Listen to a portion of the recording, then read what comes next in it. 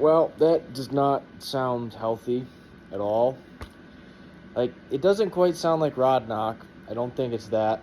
I know I've got way too much fuel in it because it's just blowing smoke like crazy. And also, I need to replace that wastegate because it's just blowing past the wastegate. But it doesn't sound like it's even firing on every cylinder. But I'm not getting any of that from the Holley. So I don't know what's going on right now.